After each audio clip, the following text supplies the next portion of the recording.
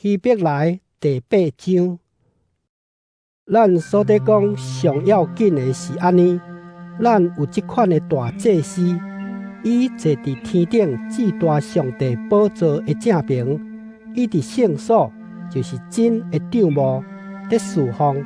这个帐幕毋是人，是主所搭的。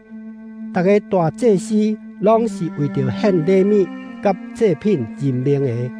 所以，这位大祭司嘛一定着有甚物通献。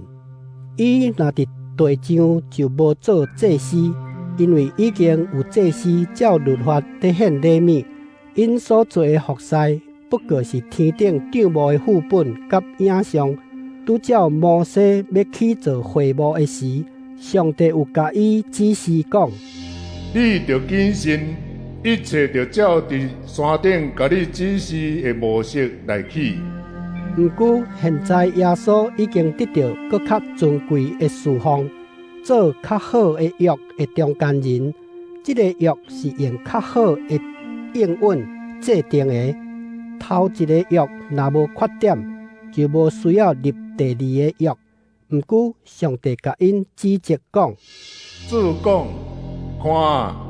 日子得要到，我要甲以色列家、甲犹大家立新的约。这个约无亲像我前甲因的祖先所立的，就是牵因的手，带因出埃及的时所立的。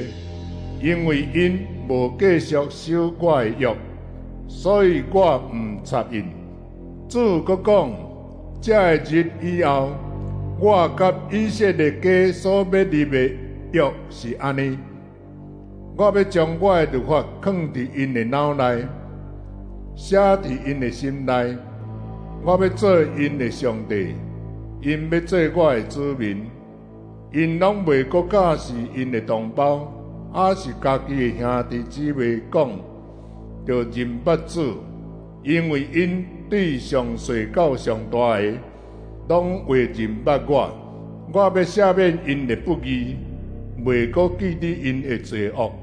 既然讲到新的约，上帝就互头一个约变做旧的，迄个渐渐旧得衰退的约两边就消失。